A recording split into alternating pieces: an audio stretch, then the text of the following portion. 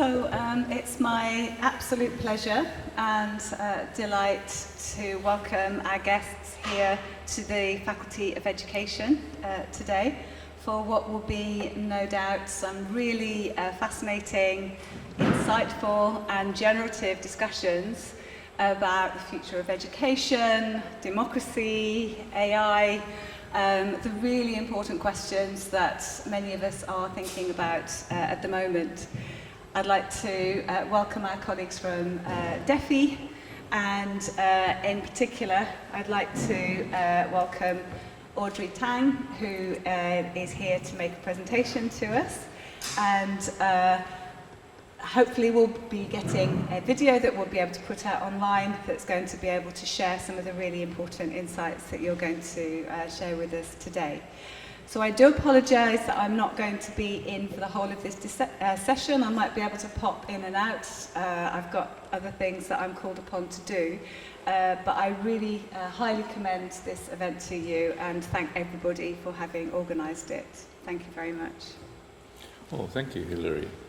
And can I just ask Kevin to introduce DEFI, because Hilary mentioned DEFI, but no one knows what it is. So I just thought you could tell us briefly what it is. Thank you. So my name is Kevin Martin. I'm the Managing Director of DEFI. DEFI stands for the Digital Education Futures Initiative. We are a translational research center based at Hughes Hall, and we investigate the impact that technology will have on the future of education and learning. And then we use the insights from that investigation to foster the development of new education models, so new digital pedagogies.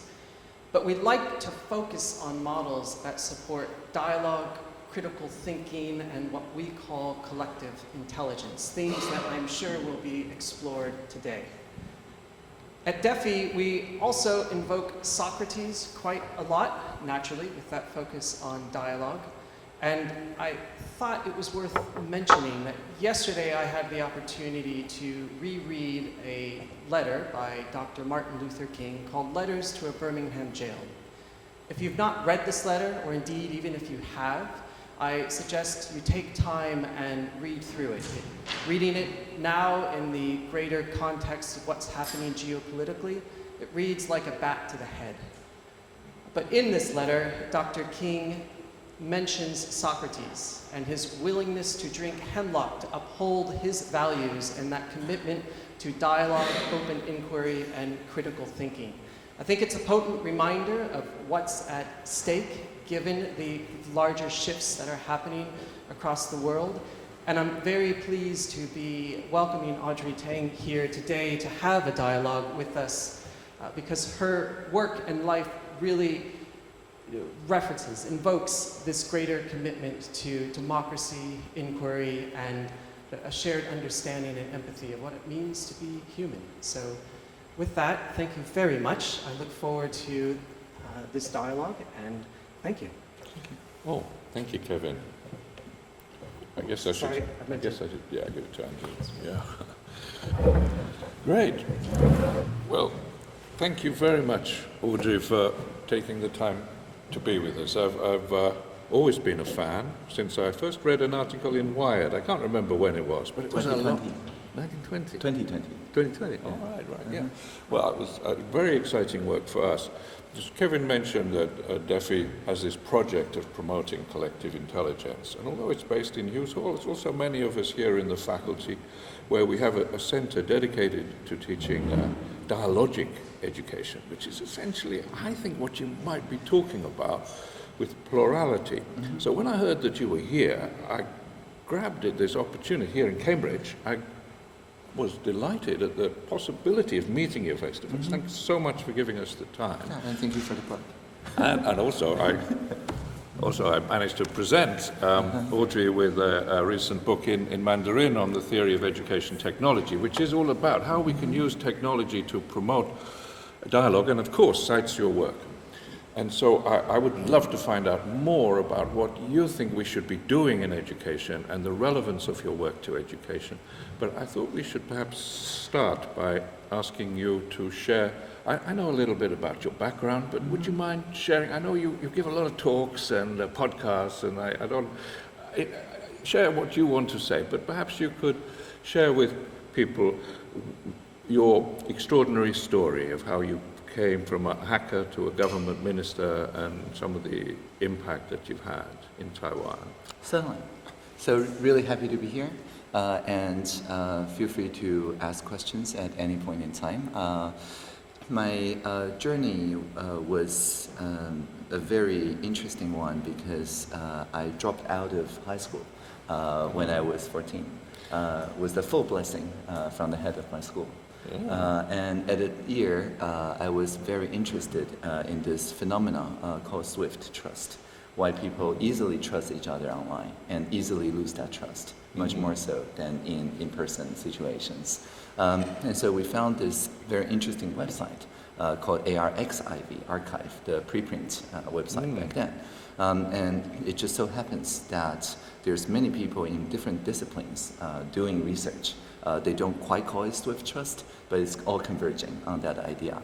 And so I started writing them with my findings, and they wrote back. They didn't know I was just 14, my English isn't that good. And so then I told the head of my school, I don't want to, do 8 hours of research and then 8 hours of nothing in your school. I'd rather do 16 hours research every day.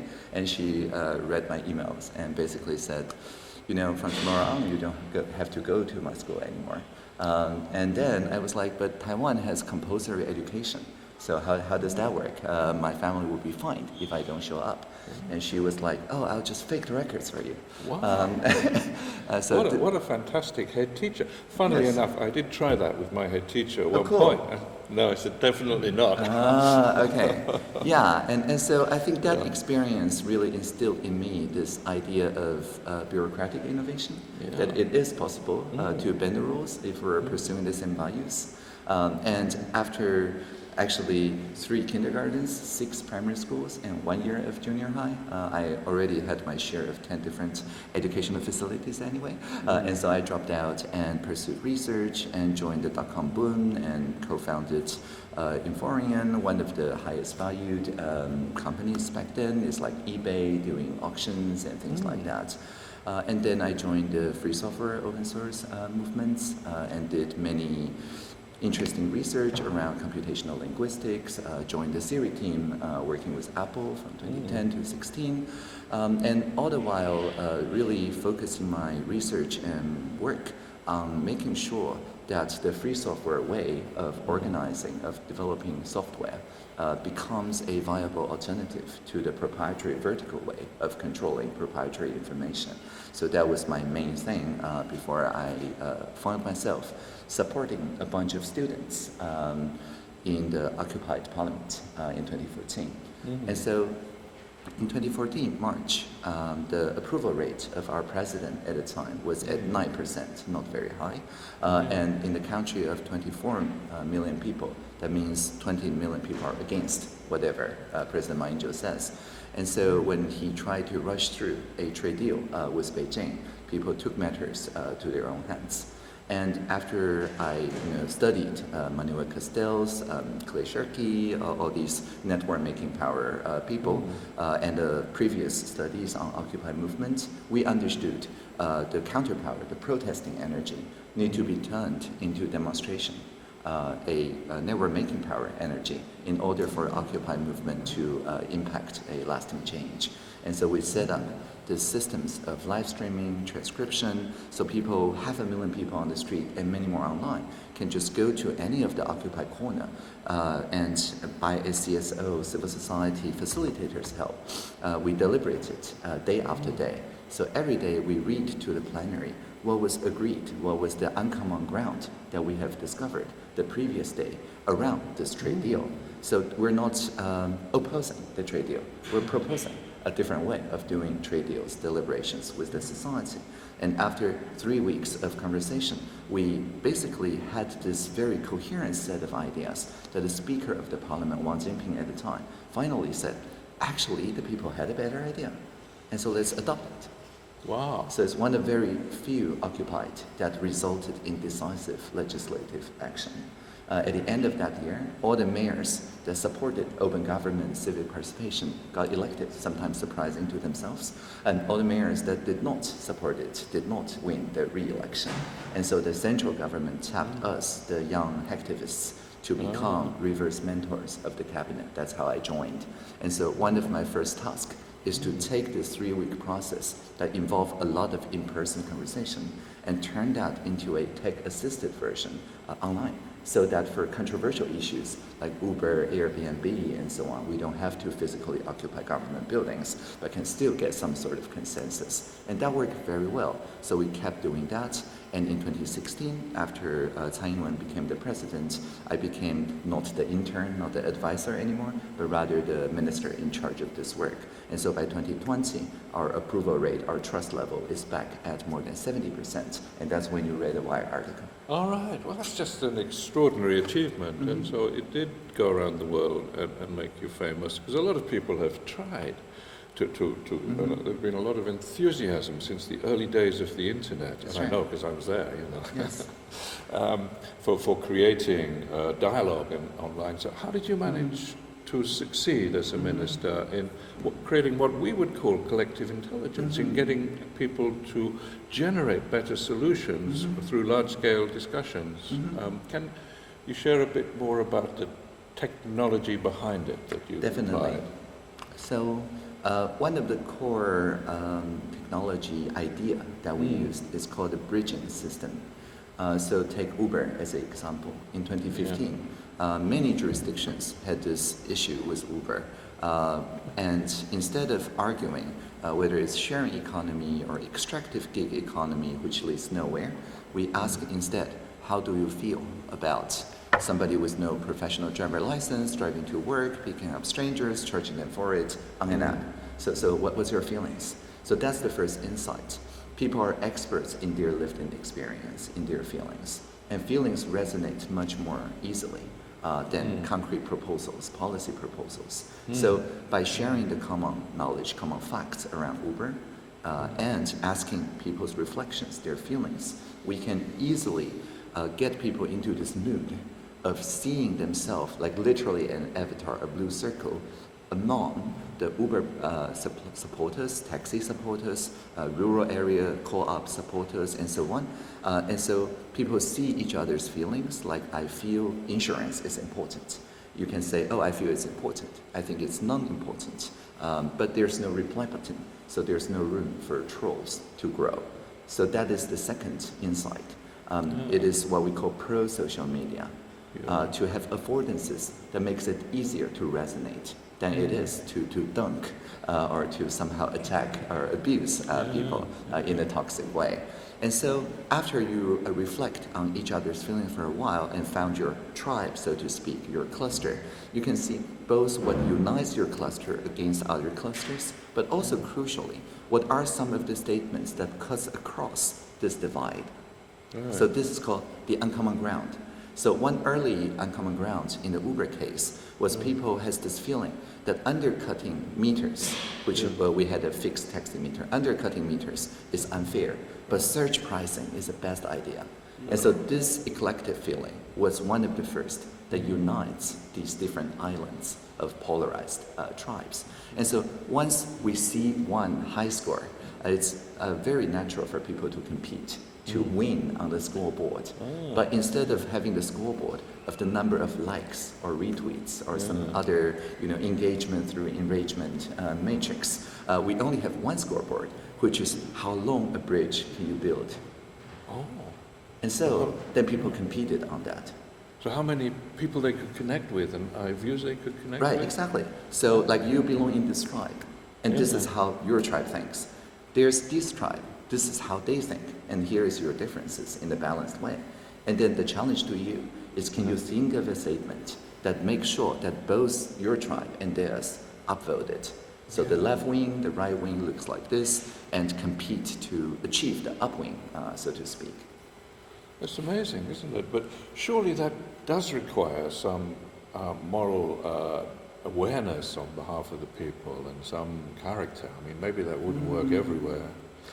Well, I mean, algorithmically, I think this is a function of the space. So of course there are people who are toxic. There's people who propose feelings that are simply obnoxious. Yeah. But these are not the upwing. These are the downwing. They're downvoted by both tribes, or all four tribes, as it were. And so these, because they're downwing, are rendered into oblivion. Nobody sees it anymore. So this is exactly the reverse of the algorithm change around 2015 in the leading social media networks. Before, social media was kind of neutral. It's just social, connecting people. Starting 2015, Instagram, YouTube, they all started changing their algorithm to maximize the time spent addicted on a touch screen. So they invented autoplay. They invented this For You feed that lets us see very different things versus our friends, streamlining the social fabric and sell it to the advertisers. And so all these in 2015 turned social media from something neutral to something antisocial. And in a sense, the algorithm we built is exactly the reverse of that. It's a pro-social algorithm. So I don't think this is a function of the nature of the people involved. This is a function of what kind of voice do you amplify. That's extraordinary, but would you agree with me that there's an educational component to this? I make that argument in this book, actually. Because some people have argued, you probably know connectivism, Yes. George Siemens, but Yes. I'm just a little bit worried that they're replacing education with this idea of building networks, and possibly lacking the importance of expanding consciousness. Didn't the people involved become aware of the feelings of other people? Is it some way a positive educational process for them, expanding their Yes. awareness of multiple I perspectives? think once people see that most of their neighbors actually feel more or less the same way on these important issues most of the time, the illusion of polarization just crumbles.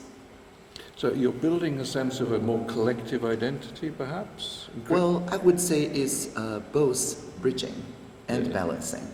So this is not to remove the differences. The differences are there. You do see this most divisive idea here, right? Yes, So in the Uber case, the most divisive idea was I would pull my phone to call an Uber, even if I see a taxi right in front of me, because this is just so much more smooth. Okay, so this is the feeling that divides the most. The issue with anti-social media was that then this consumes 90% of the calorie that people have. And in pro-social media, we acknowledge this difference. Yes. And then show what are the other ideas that are bridging. Oh dear. And this is the real-time feedback. Yes. There's a strange Acoustic noises, but, real-time feedback. So you've raised some of these criticisms of normal social media. How are we going to move beyond that then, to create a medium that could support this collective intelligence? Do you have proposals? Are you working on that mission now that you're no longer a government minister? Well, I'm still a cyber ambassador of our country. Cyber means cybernetics, steering. Of course, yes. And so the steerability of social media is indeed one of my main research subject now. And so on Archive, of course, where else, you can find Pro-Social Media, which is a new paper that I co-authored.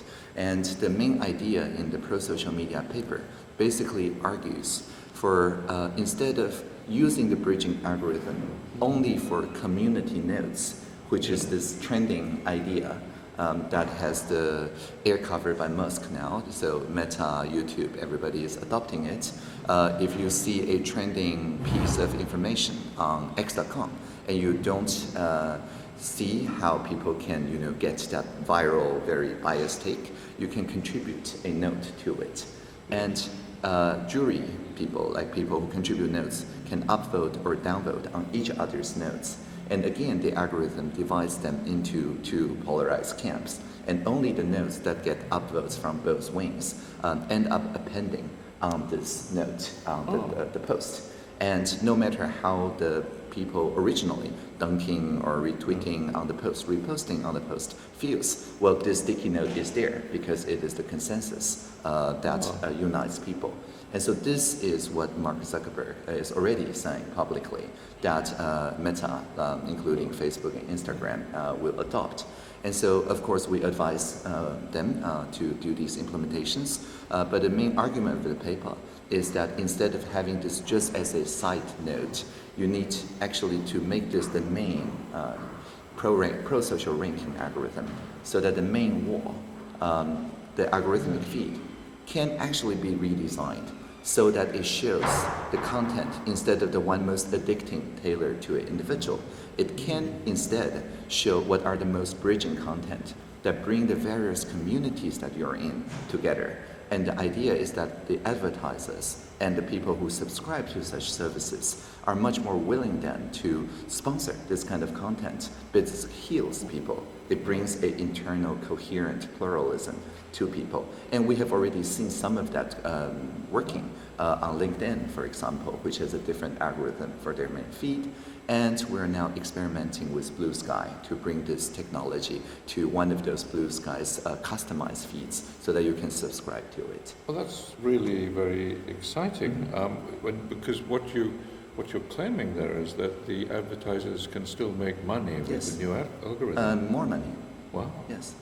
So why are people so addicted, like certain well-known media that I think of as Twitter, addicted to this more abrasive and polarizing? I understood that this was for the advertisers, that rage sold copy, as it does with many newspapers.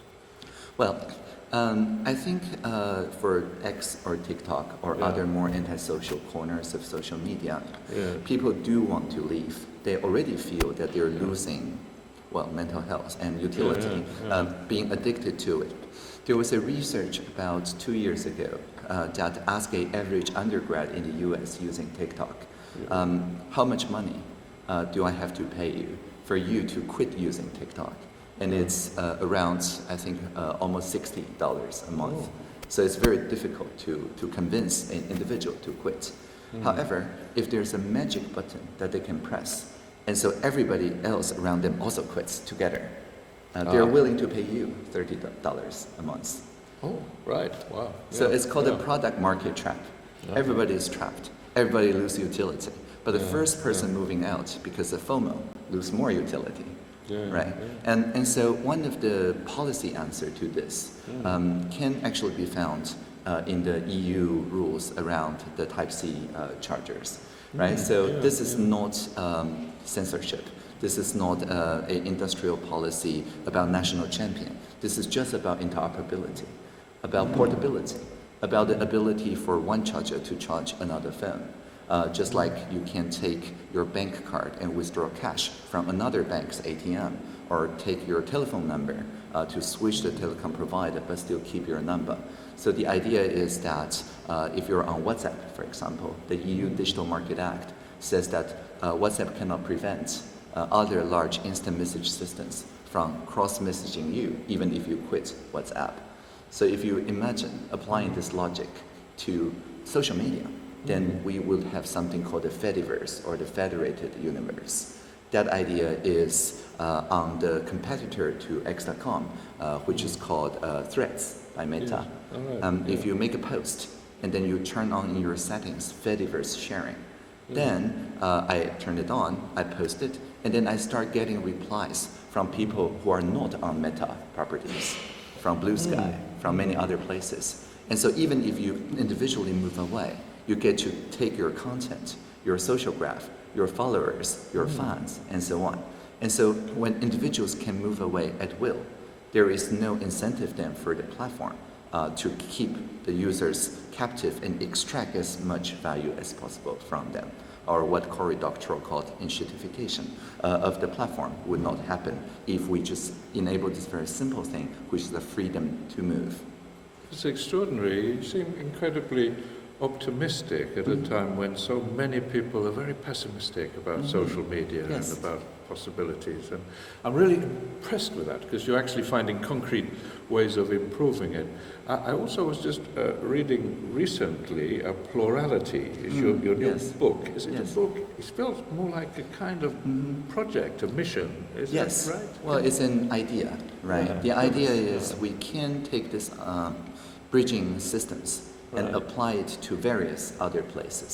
Yeah. So not just, for example, about taming social media, but also taming AI algorithms, generative AI, deepfakes, fraudulent advertisements, and so on. Right. And in each of those cases, you can design spaces around which people take this very vague, wicked problem and in small snippets to achieve this social object or talk about ability of one particular harm, one particular risk, and so on, and very quickly reach decisions. So one very quick example. Last March in Taiwan, we saw that anytime you open Facebook or YouTube, it's not just social media, any advertisement platform, you see the face of Jensen Huang, you know, the NVIDIA Taiwanese guy, trying to sell you some crypto or sell you some stock. And if you click on his face, then he actually talks to you, not just text chat, but actually voice chat. And of course, it's all fake. And so this is the new capability enabled by generative AI, the voice cloning.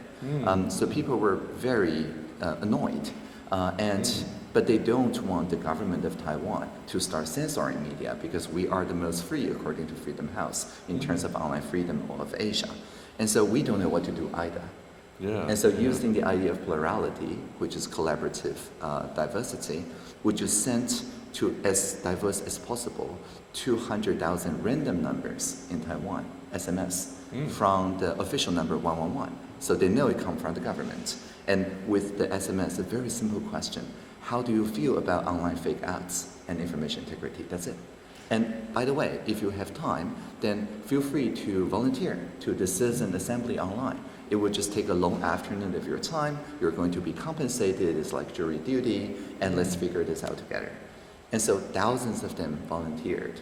And then we chose 450 people using random stratified sampling. So we know this is a microcosm of Taiwanese population. And then in 45 rooms of 10 each, people logged in, see 9 other people, and just had a conversation, a normal conversation about the ideas that was proposed by those replies to those SMS. And so the great thing about the current generation of AI technology is you can do sense making. You can show people what are the uncommon grounds and ground it to the individual statements that people have in their utterances. And then the Stanford deliberative platform that we use shows transcript in real time. Encourage people who are quiet to speak up. You can interrupt, but not for more than 5 seconds. The room moderates itself. And so after a while, this room come up with a great idea. You should treat those advertisements not as real thing until people flag it as scam. You should treat it as scam until Jensen Huang signs off on it with digital signature, flipping the default, a great idea. Another room came up with this idea. If somebody gets scammed out of those ads, instead of fining Facebook, which they will just happily pay, you should make them liable. Somebody gets scammed $7 million. Facebook should be liable for $7 million if they did not secure the digital signature in the first place. Another room came up with this idea. TikTok, ByteDance do not have a Taiwan representative. So if we fine them or liability, they don't have to pay. And so people say, okay, let's slow down connection to it gradually. So all their business goes to YouTube. And so all of these ideas are very coherent. And so in the plenary session, again, using sense-making tools, we read them back. And then people have another deliberation session on those very concrete measures, and then they vote at the end. And so this deliberative polling showed more than 85% of Taiwanese people, regardless of their age bracket, occupation, gender, education level, agree on these measures last March. And so by April, we checked with all the vendors, all the stakeholders. By May, already a draft law in the parliament. By June, the Digital Signature Act passed, fast-tracked. And this year, when you open Facebook or YouTube in Taiwan, you don't see those fake ads anymore. Yeah. Well, this is This is what I love about you, Audrey, and what is so brilliant, because lots of people come up with nice ideas. I studied philosophy. We've had lovely ideas since Socrates or Confucius, but you're actually implementing systems that have been shown to work. Applied. So I do hope, that people will listen to some of these, and this will spread beyond Taiwan, this approach everywhere. But of course, we're here, as you know, in the Faculty of Education at Cambridge, where we're very concerned to promote educational strategies which will address the challenges we face due to misinformation, due to AI, due to things like global warming, which require collaboration. Exactly. What should we and teachers and school children be doing? I mean, you mentioned your own experience. You're a very tolerant head teacher, but clearly that was an experience of a system that wasn't working for you. How can we make the system work for the future, for everybody? Indeed. So after I quit institutional education, I joined this movement in Taiwan that called for experimental education. So already today, for quite a while now in Taiwan, up to 10% of students can choose a curriculum that is a different curriculum than the official one. They can do it in institutions, in groups, or even individually, like homeschooling. And so the idea is that this is like a research arm. We can experiment with all sorts of dialogic foundations of conversations. And indeed, my mom was the founder of many of those experimental schools. And so after the experimentation worked out, then we fold what worked back into the mainstream education.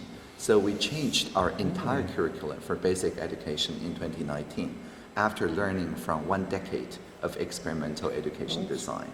That's amazing. So these experimental schools, they weren't just online. They include face-to-face Exactly, in meetings? person. Right. Yes, and so for example, in Seedling School, which is one of the schools co-founded by my mom, a lot of the education was centered around self-organization and governance. Right. And so the arbitration of disputes on campus by those primary school kids are from a jury system that is basically drawn from the students themselves. And aside from mathematics and language, there's no mandatory courses. And again, the course is co-designed by parents, by students and teachers, and so on. And so after learning from these experimental schools, in 2019, we switched from what's called a literacy education curriculum into what's called a competency-based curriculum. Because literacy, or 识读, is about consuming information, critical thinking, and so on, individually. But competence is about co-producing information, knowledge. And for example, instead of just looking at TV, talking about air pollution, water pollution, noise level, and so on, in the new curriculum, every school has this air box that measures air quality and writes to a shared distributed ledger system. So people also learn about data stewardship, data joint controller, and so on. And then people can then contribute, like whether their parents should go jogging just by looking at the measurement devices that the students have placed in their school, in their balcony. They do the same to do fact-finding. So when the 3 presidential candidates are having a debate, it's primary schoolers and high schooler offering real-time clarifications like community notes in a group setting. Because we have found it is not the individually checked facts that inoculates people against disinformation.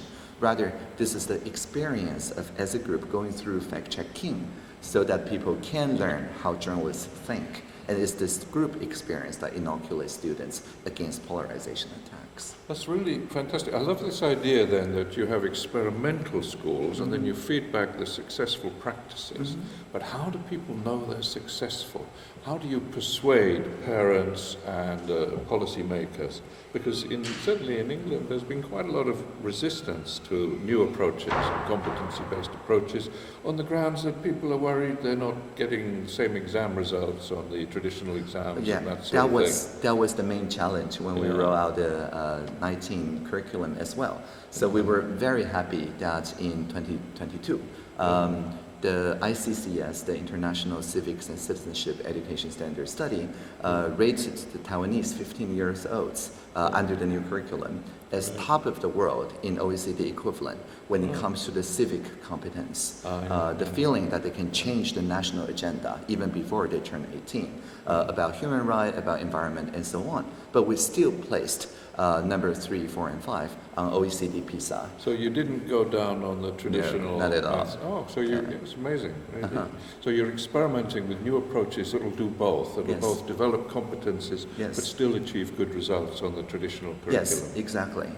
Oh, that's really impressive. So what should we be doing here? One idea I saw, I'm sure it sounds like you might agree, but what do you think, is that we should have a shared a mission to try and fund an educational platform that was available for any child with a smartphone anywhere in the world to participate. Yes.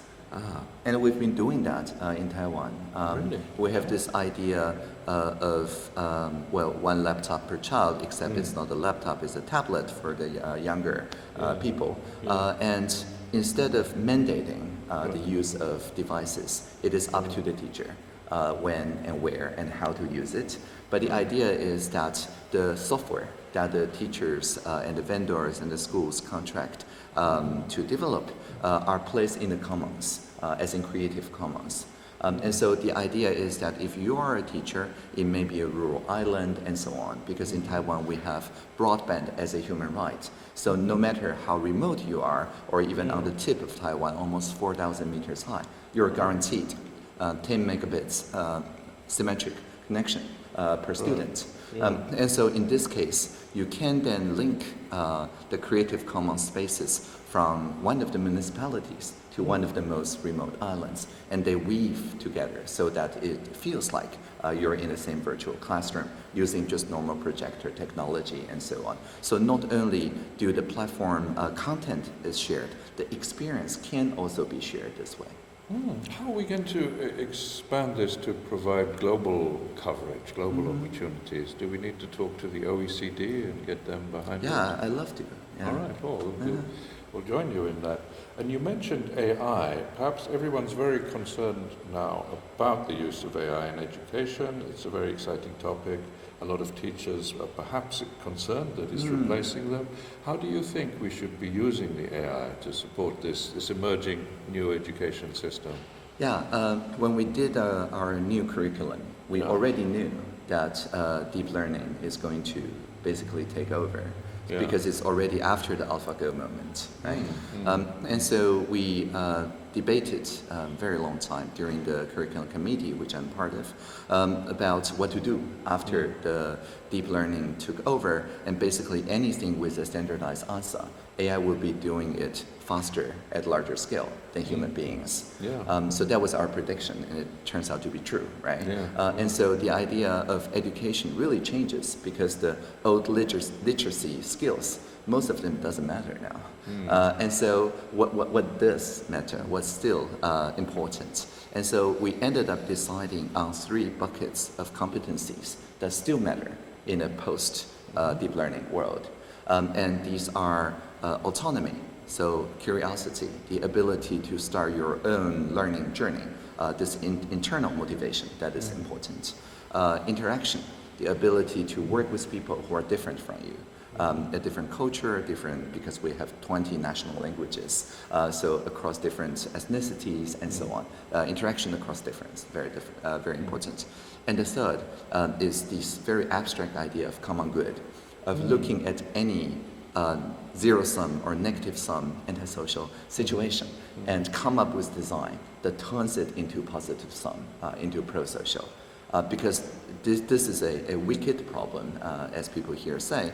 So there's no standard solution to turn a negative-sum game to a positive-sum game. It depends on where you are in the game, right? And so that is not a standardized thing that the AI can just solve for you. So again, it still requires human-to-human facilitation conversation networks to do. So autonomy, interaction across difference, and a common good are the 3 remaining things that we think still matter after deep learning takes over. Oh, that's very, very exciting.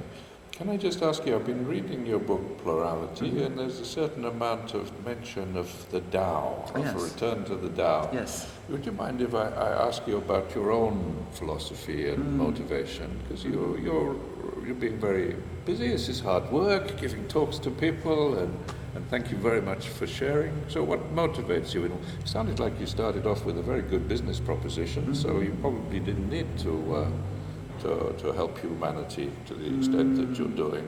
Do you have a... Yeah, that's a great question. So I was born with this heart defect, a hole in my heart, literally. When I was 4, the doctors told me and my parents that this child has a 50% chance of surviving until heart surgery. And so I eventually got one when I was 12. So I am good now. I'm fixed. But but that's the first 12 years of my life. So my core personality is basically going to sleep every night, feeling like flipping a coin. And if it doesn't land well, I don't wake up. Right? Yeah. And so this is very Heidegger. And so the idea here is that I take to documenting what I learned every day.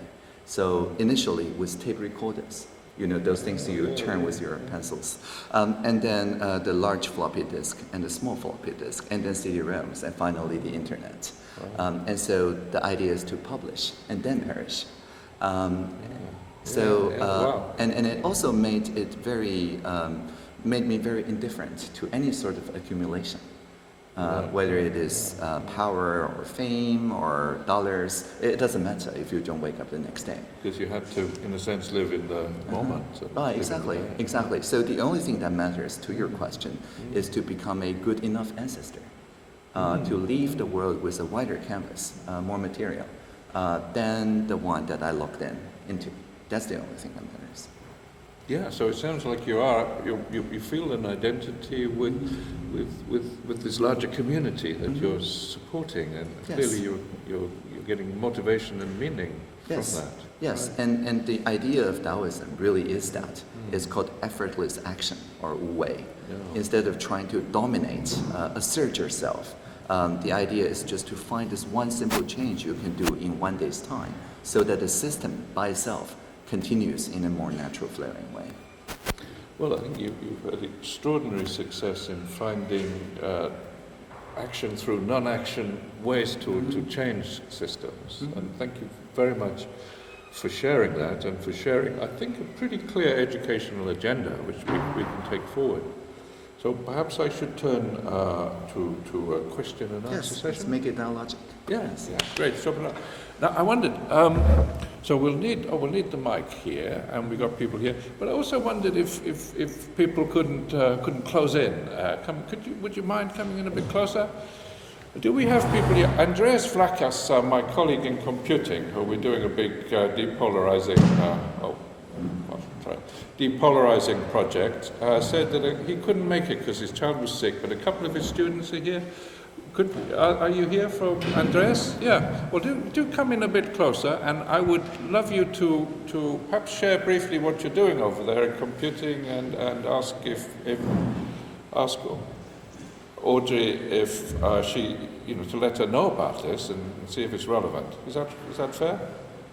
All right. Yeah. Yeah, I should explain that we, in the computing faculty, they're creating large language models to help with, to create a global platform for supporting and moderating conversations to help depolarize this tension. So it sounds quite relevant to what you're doing. Yeah, is that right? Are you working on that? Yeah, so we have like multiple focuses in the group. Can you hear well? Yeah. So like the bigger one is like on identifying misinformation, and like right now we're focusing more on like scientific misinformation, but like right now we're also shifting towards the educational domain and trying to create like AI tutors that deliver better conversations for the students. And like we noticed that a lot of the AI tutors that are being created in the community, the machine learning community, are being trained on synthetic LLM conversations, and so we're trying now to create like a large data set with real conversations based on on the classes that we're doing here at Cambridge. So yeah, we want to like create this and like hopefully create better and more personalized AI tutors that try to adapt to like student personalities and like specific backgrounds and different learning styles, this kind of things. That's great. And so just a clarifying question, is the AI tutor still like personal dyadic, just with one person, or is it also in groups? So there's two types. There's classroom types where like there's a teacher interacting with many students, and there's and there's also like one-to-one tutors. So yeah, ideally we'd like to create both, but we're gonna need to record data on both one-on-one conversations and also like classroom dialogues. Yeah, so that's like what we're focusing on the moment. And so if I am a teacher and I have this group of students and I have my kind of co-pilot tutor, like what is the process for me to tune it toward my particular dynamics? Do you offer the model? Do you offer fine-tuning service? Is it open weight, like, or open source even? How does it work? Yeah, so ideally we'd like to first, I mean, we're focusing right now on like the one-on-one tutoring tasks because it's easier, but like we'd like ideally to have like a little questionnaire first to identify like the learning style and the patterns and the backgrounds of individual students, and then from that like have a tutor that is like fine-tuned to on previous real-world data to adapt the advice and the feedback and the learning process based on the individual traits of a specific student. Great, because I'm familiar with like quill.org, which use one narrow model for each different aspect of like English writing, reading comprehension, and things like that. Is the idea to also have like different fine-tuned models for different aspects of education and different subjects and so on, or is this one general unified model? Yeah, so the idea right now is to start with teaching AI concepts, and so what we're working on right now is to record demonstration of our lab sessions for the machine learning course we're teaching. Specific subject. Yeah, Okay. so we're starting like with a proof of concept, and then ideally we'd like to extend to potentially like math, reading, this kind of things. Like. Okay, that's very interesting. Thank you for sharing. Thank you. So, do you have any questions for Audrey? Thank you for being here, and I do have a question. So I love the discussion around social media and the stuff you were talking before about social media and things like that, and safety stuff. And myself was kind of part of the Gen Z generation. I have a question from my observation, not really on the safety part, it's really about the algorithm and how it sort of does like personalization, use different platforms like Instagram. Things like that. And one of my observations that I felt like our generation is kind of separated by this sort of personalized social media, like where we're different opinions. We're still the same generation, even still the same age group, but what are your kind of thoughts around this phenomenon in relation to education and sort of the growth of our generation, especially the next generation? I think they're even more addicted than us. From what I've heard. And that is supported by research, yes. So your question is, you observe a fragmentation of sorts of people, even in the same generation, with like radically different views, experiences, and so on from each other. So making this kind of shared generational experience harder to achieve. Is that the idea? Yes, yes. Right. People, like, it's really fragmented and before. Yeah, and that's why I call the anti-social media algorithm strip mining the social fabric, because the algorithm does know who are your cohort, who thinks like you and maybe have shared values and so on, but it did not and still does not expose that information to you. It exposed this information to institutional advertisers. And then the advertisers can just bid to basically offer targeted message to, like, if you are an intersection of this community and this community, then I have this very tailor-made message for you, which is very different from the message I give to the rest of this community and that community. But all of this is hidden to the people using it. The addicted people, or users as we call them, and the users. And then the advertisers, or the dealers as we call them, basically can then sell this kind of fragmented attention at a higher premium because you're essentially captured already by the previous dopamine hits associated with this tailor-made message. So the strip mining of the social fabric is a designed output of this engine. And so the idea of pro-social media really is about producing the healing of this social fabric through common experiences that you know, I'm seeing this because I belong to this community and the other. And I also know that most of the people in these communities approve of this content's ability to weave them together. So if I like science and I like a cappella, then I start, curating content about people singing about science. But the thing is that then I know that people in both communities are also viewing the same content. And so this is a different kind of value for advertiser. This is called brand building value, which is actually more valuable. And then we can offer this as a package for people who are more aligned in their incentives to the platforms. So LinkedIn is a prime example. Blue Sky, the Fediverse, is the other.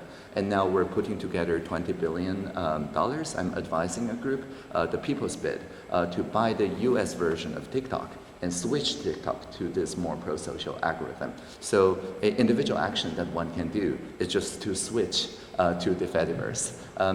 We already did that in Taiwan. So in Taiwan, the TikTok usage rate is actually dwindling, declining. And there's actually more Taiwanese people on Threads.net, the Meta Fediverse platform, than people of any other country. So we're the largest segment, despite being just 24 million people. And that's because we deliberately showed people that this kind of freedom to move around really matters, and not being manipulated by advertisers that strip mine the social fabric also matters. Thank you. Wow. Sorry, question. Hello. May I have some questions? Yes. So from the pro-social media part, it seems like the implementation is there, and therefore, I guess the question is, if people are wanting to implement it, there is sort of a source and paper to actually consult. But I want to ask a step back, how did that algorithm or the process, so to speak, kind of come about? Did it come about through certain theories? Mm-hmm. Can you share that? And also, I'm very interested in, I'm not sure what the technical word you use, but sort of that sense-making tool where you had multiple conversations, and I think about this broadly, right? There's many pockets of conversations everywhere, and so many people could be productive and contributive to the society. It seems to me the way you described it is that, not like eavesdropping, but really kind of extracting the essence from all these pockets and trying to have an algorithm to help synthesize. Could you be a bit more, give more information on how the synthesis is happening and is that done in a way that we know is accounting for biases and let's say there are disproportionate numbers of people within those dialogues, how do we not perpetuate bad aggregation as we have in the past? Yeah, a great question. So to your first more factual question, there's a research network called the Getting Plurality Research Network. And so the pro-social media paper came from the people in that research network, Glenn Weil and many others. And the underlying theory, again, is that of bridging systems. So we apply the bridging system lens to the particular issue of incentives between advertisers, people who use platforms and platform operators, and then derive the result, the algorithm. And so the plurality book, plurality.net, is in the public domain, and it contains other aspects of the same insight, but applied to various different other domains of life and work, and environment and learning and many other things. And so this is the first part. And the second part, so we call it broad listening, not just because it sounds better than eavesdropping, but also it's the direct inverse of broadcasting, because too much of political decision making is broadcasting. Since the advent of radio and people who are very persuasive on radio stations, the politics was oriented around messages that are simple, that are repeated, but there's no way for this person who speaks to listen to what people have to say about the thing that they just said, right? So the inverse broad listening was very difficult compared to the ease of broadcasting. Obama famously had a staff of people that look at all the letters to president and every day pick 5 samples that are kind of a medley that represent the spectrum, the zeitgeist of the day for him to read through. But of course, humans as smaller language models find this task very difficult, and it also doesn't scale. And also the human bias is much harder to correct. And so that's a very good first try. But nowadays we use sense-making tools to do broad listening. So if you search for example, the Google Jigsaw open source sense-making tools, or Talk to the City, these are the systems that we actually deploy. And not just in Taiwan, but in Tokyo, there was a government effort to imagine Tokyo in the, I think, year of 2050, using this kind of broad listening tools. And it's advised by a person, Takahiro Ano, 33 years old, machine learning engineer, who had nothing to do with politics before he read the book Plurality. And once he read it, he decided to run for Tokyo governor 1 month before the voting day. Like virtually nobody knows about him. And his platform was crowdsourced exactly this way. So anyone can hashtag Tokyo AI to contribute to his platform. And he has this 24/7 YouTube channel where he live stream an avatar of him, you know, like the Ghibli style avatar that everybody is making over the past couple of days. And that has been basically reading the uncommon ground that was built by people's crowdsourced ideas, the sense making. And the elderly people who are maybe not on Twitter can call into a number and talk to his voice clone and basically do the same interaction as questions. And so by the end of that campaign period, his crowdsourced platform was independently ranked as the best quality, even better than the Tokyo governor Koike-san. Koike-san eventually won the re-election, but Koike-san talked to me and we were both very impressed by Ano-san, and then Ano-san was tapped as an advisor, almost like the sunflower demonstrators became advisor to the cabinet 10 years ago. He became the advisor to the Tokyo metropolitan government. And simultaneously, as Tokyo was starting this Talk to the City broad listening experiment, which you can read about if you search for Ano broad listening, Newsom, the California governor, with his first partner, Jennifer, we have also been working for the past 2 years about launching this kind of broad listening in the US as well. And on the day we were about to launch, I flew to California. The wildfire happened. And so we did not launch on that day. But then we launched a few weeks ago. And in the first couple of days, already more than 6,000 people signed up with their ideas about how to recover better from wildfire for Eaton and Palisade. But the idea is, again, to make this conversation network an infrastructure so that civil society leaders, people who are already part of this firefighting and prevention effort, they can take their local conversations and tap into the conversation network to both see the consensus that was sense made from the online conversation, but also use that as dialogue guides and agenda to inform the in-person conversations, which can then be recorded and then amplified back, at least the resonating parts. And we're working with Deborah of MIT, the Constructive Communication Lab, who has this technology called Cortical that can anonymize or meronymic this transcript. Meronymic means partial names. So you can know that this comes from this region or from this demographics and so on, but the vocal footprint is anonymized. So you preserve the prosody or even the kind of dialogue dynamics, but you cannot go back and know which person that it was. And so in a protected kind of safe space, but still meronymic and carrying the full weight of the resonation of that particular small group. Again, this system automatically weaves a medley of, say, 10 minutes, and then you listen to various different fragments, and then in your mind you have this holistic understanding of how people feel about any particular controversial topic as a group selfie of sorts. And so the way to audit such algorithms, of course it has to be open source, preferably using open source models as well to the summarization, is exactly the same as data journalism. Each summarization needs to be grounded in individual statements. These need to be checked for the standard metrics around bias and so on, as we would in journalism studies. And so if you look for the preprint conversation network, we outline what is to be done to weave these different components together. That's a preprint that I co-authored with Deb Roy and also Larry Lessig of Harvard. Gareth, yeah, sorry. Thanks for the great talk. One concern I have is around potential tension between using technology and what it is to be human. I think one specific example of that is how, evolutionary humans are massively more likely to respond to negative stimuli. So even if we engineer social media to be more positive, we're still going to be much more likely to respond to negative stimuli. And that's an example of how humans develop much slower than technology.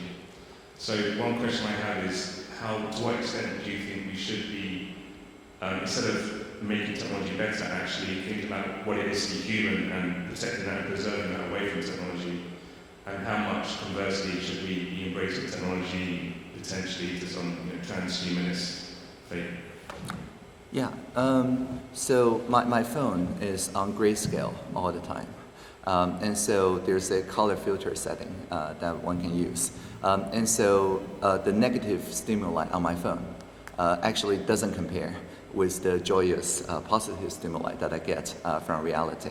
But as soon as I drop the color filter, then the screen is more vivid than the world. And then I get sucked into this negative stimuli world. So even a simple hack, such as applying a grayscale filter, can already change the equation as far as human brain is concerned. So this is one application of calm technology that does not distract. So that there's a whole design school of Comtech and pro-social design that we're applying to everyday life. So in a sense, I do agree that we can keep the essential functions like how phones keep us informed of things, but without the negative trigger that it comes with this full color screen and touch screen at that. I used to only interact with a colorful screen with a stylus. Or a keyboard, or anything that's not my finger. Because if it's a full screen color and a full color screen and it's touch screen, then my mind within milliseconds think it's a part of my body. And if you try to take it away from me, I feel kind of mental pain. I'm sure it's not just me.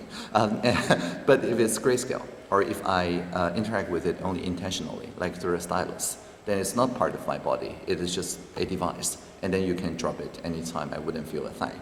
right? So I think that consciousness is very important. And so I guess it's a little bit transhuman in the sense that we're augmented in one way and we consciously design this kind of augmentation. But I also think it's transhuman in an assistive way. That is to say, it aims to restore human dignity and to enhance to human relationships without isolating ourselves.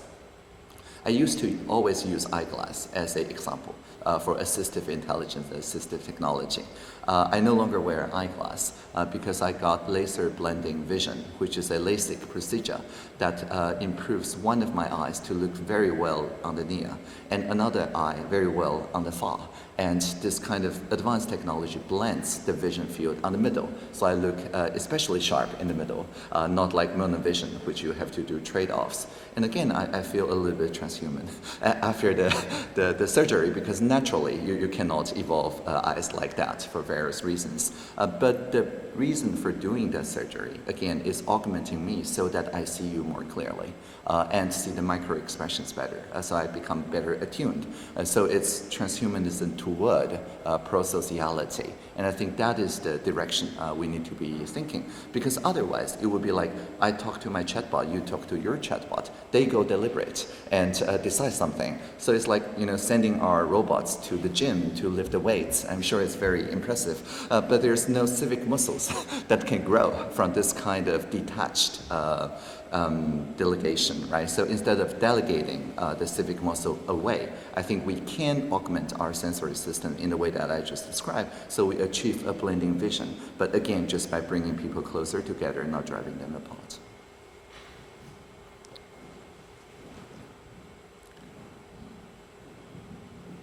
Sorry, any more questions from there?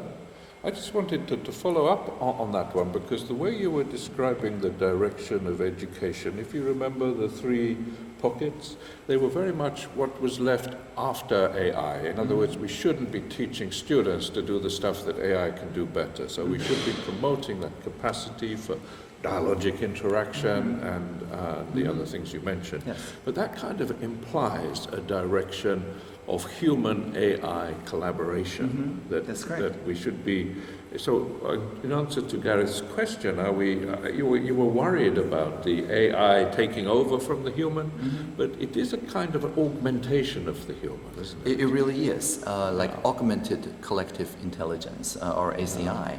Which I prefer better than artificial superintelligence, whatever that means. And so the point here is that for tasks that are strictly between 2 machines, there are many jobs of that sort. Your entire job is taking output from one machine and feeding it into another machine. I'm sure a digital double, a digital twin, witnessing you doing this for a while can do it better at more scale.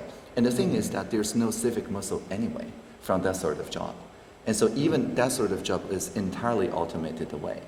I would argue that the society's connective tissue did not lose anything from the automation of these purely machine-to-machine jobs. Absolutely.